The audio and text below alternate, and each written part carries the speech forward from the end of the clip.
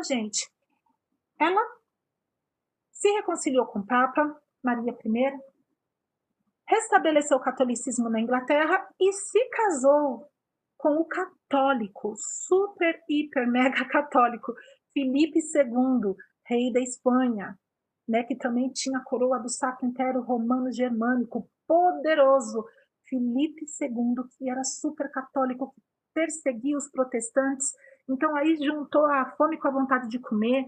Maria I, super católica, neta dos reis católicos, filha de Catarina de Aragão, muito católica, se casa com o católico Filipe II, rei da Espanha, perseguidor dos protestantes. E aí, o que eles fizeram juntos? Perseguiram os anglicanos que estavam ali na Inglaterra, perseguiu os calvinistas, e aí ela ganhou o nome de Maria Sanguinária. Por que será que ela recebeu esse apelido, né, pessoal? Porque ela perseguia ferozmente qualquer um que não fosse católico. Anglicanos, calvinistas, ela perseguia severamente. Então ela ficou com o apelido de Maria Sanguinária. Antes dela morrer, nós já vimos isso lá quando nós vimos a Espanha, né? Filipe II até achava que ia também reinar sobre a Inglaterra quando a esposa dele morreu, né? Mas na verdade, não. Maria I, ela indica, antes de morrer, como sucessora dela, sua meia-irmã, a Elizabeth, a filha da Ana Bolena. Ela indica como sua sucessora, mas ela faz uma condição. Olha, Elizabeth, estou te indicando como minha sucessora, mas a condição é, você tem que manter o catolicismo na Inglaterra. Nada de deixar voltar o anglicanismo, nada de deixar voltar a igreja anglicana. Você tem que manter o catolicismo na Inglaterra. Será que a Elizabeth manteve? Vamos ver como foi o reinado de Elizabeth I. Elizabeth I, então, é filha de Henrique VIII e sua segunda esposa, a Ana Bolena. Ele, casado com a Catarina de Aragão, se apaixona loucamente pela Ana Bolena, né?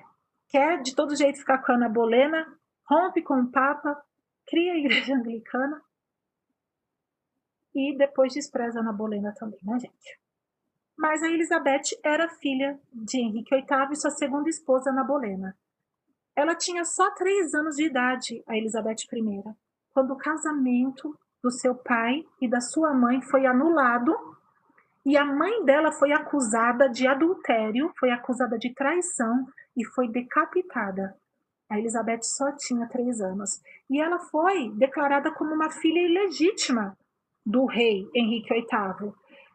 Mas, para ela competir, para ela suceder Maria I, o parlamento reconheceu a legitimidade dela como filha de Henrique VIII. E ela cresceu isolada, pessoal. Imagina, a mãe dela foi condenada e morta, decapitada por adultério. O pai dela não reconhecia ela. Então ela cresceu isolada, foi criada por humanistas. Mas ela falava e escrevia, gente. Ela era uma poliglota também, como me perguntaram aí sobre Henrique VIII. Ela era como o pai dela. Ela falava e escrevia também em inglês, francês, espanhol, italiano, latim e grego. Gente, até grego ela falava. Francês, italiano, inglês, espanhol, latim e grego. E ela foi bem recebida ali pelo povo, né, da Inglaterra, porque o povo da Inglaterra estava muito descontente com o reinado da irmã dela, que era Maria I. Então ela foi muito bem recebida. E ela voltou, ela não cumpriu o que ela jurou, né, talvez para a irmã dela. Ela voltou com a política de Henrique VIII. Mas mais por questões políticas do que por religiosa, né? Ela teve oposição dos luteranos e dos católicos que estavam ali na Inglaterra, mas ela volta com a igreja anglicana, ela volta com a política do pai dela, mas não porque ela era muito religiosa, mas por questões políticas mesmo. E ela volta de novo, gente. Ela restabelece o ato de supremacia. O rei é o chefe supremo do Estado, mas também é o chefe supremo da igreja na Inglaterra, a igreja anglicana. Ela não cumpre o que prometeu para a irmã. E o ato de uniformidade restabelece também novamente o livro de oração comum. A igreja anglicana, na época de Elizabeth, ela fica uma mistura do catolicismo com o protestantismo. Então mistura o católico com o protestante. Essa é a igreja anglicana no reinado de Elizabeth I. Ela tinha também a Maria Stuart. A Maria Stuart, ela já era rainha ali da Escócia, e ela era uma provável herdeira do trono inglês. Aqui está escrito errado, tá, pessoal?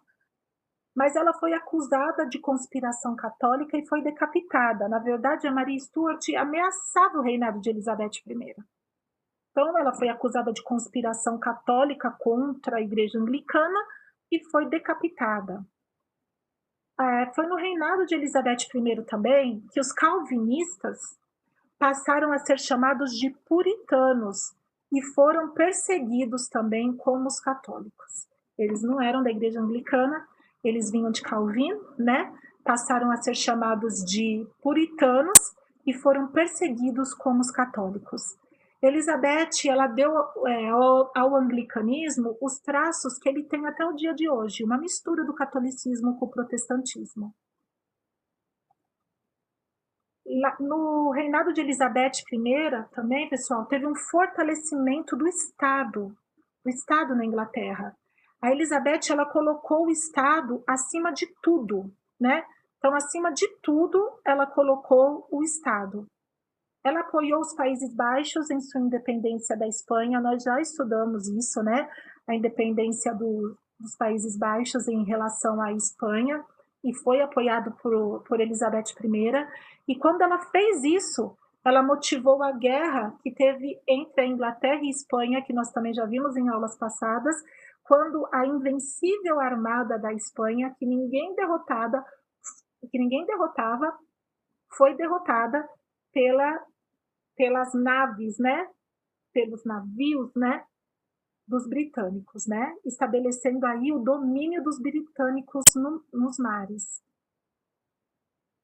Irlandeses católicos apoiados pela Espanha revoltaram-se contra Elizabeth, mas foram derrotados. Destacou-se a organização da manufatura de lã, que já era bem, desde Henrique VII, né? Já era bem protegida, já era bem investida a manufatura de lã. Ela acelerou o cercamento de terras para criar ovelhas e assim fazer crescer essa manufatura de lã. E uma coisa muito interessante que eu quero que você guarde é que foi no reinado de Elizabeth I que teve o primeiro, né, sistema europeu de assistência pública, porque ela criou a Lei dos Pobres, que dava uma assistência, né, uma assistência social aos mais desfavorecidos. Também no reinado de Elizabeth I, organizaram-se companhias privilegiadas de comércio, e a mais famosa foi a Companhia das Índias Orientais, né, que lançou as bases do domínio britânico. Foi onde a Inglaterra entra lá na Ásia, em especial na Índia. Elizabeth, ela não casou. Elizabeth não teve filhos, pelo que nós percebemos, ela se dedicou, realmente ela colocou o Estado acima de tudo, então ela não casou, ela não teve filhos, e ela não tinha sucessor, não tinha nem mais um meio-irmão para colocar no lugar dela. Então ela designou como sucessor dela o rei da Escócia, que assumiu o trono inglês como Jaime I. E Jaime I, ele inicia uma outra dinastia, que não é mais a dinastia Tudor, mas a dinastia Stuart. Então, o reinado dele, ele escreveu obras sobre a monarquia absoluta de direito divino, e ele trabalhou para que Inglaterra e Escócia se unissem. Ele perseguiu os católicos também, os puritanos, e se apoiou, como Elizabeth I, no anglicanismo para fortalecer o seu poder. Então, os puritanos, né, saíram ali da Inglaterra, porque eles eram muito perseguidos, e foram para a América. Os puritanos que estavam na Inglaterra preferiam ir para a América do que se submeter. Os ingleses, pessoal, desculpa, os puritanos, né, ingleses ali da Inglaterra, puritanos, que eram calvinistas, e passaram a ser chamados de puritanos, eles não se renderam ao anglicanismo, eles preferiram ir para a América. Reinado de Carlos I, da dinastia de Stuart também. No início ele era muito popular, e Carlos I nós vamos falar muito dele. Espera aí, pessoal. Né? Ele era até popular, até ele se casar com a católica Henriqueta Maria, filha do rei francês Henrique IV. Esse casamento dele com a Henriqueta desagradou os ingleses. Ele era partidário da teoria do direito divino dos reis, e ele é assim, o que ele não gostava, ele acabava, ele dissolvia. Então ele dissolveu 2 parlamentos que negou verba para ele, que negou verba, dinheiro para ele. Tiago, só um momentinho. Ele, num terceiro parlamento, que lhe exigiu assinatura de petições de direito também. Ele dissolveu um 4º parlamento e exerceu um governo pessoal. Ele exerceu um governo pessoal. Ele tentou estender o anglicanismo para a Escócia, provocou dessa forma uma revolta de católicos e protestantes. Ele aceitou o decreto trienal porque ele precisava de dinheiro e renunciou ao direito de ficar dissolvendo os parlamentos. E aí, tudo bem, pessoal? Tudo bem. Aguarda aí, pessoal. Formou-se, então, ali um setor que defendia o rei e era contrário ao parlamento. Começou a haver uma divisão ali na Inglaterra. Então, Carlos I vai e manda prender todo mundo que é contrário a ele. Todo mundo que faz oposição a ele, ele manda prender. E aí inicia uma guerra civil. Então, começa a guerra civil.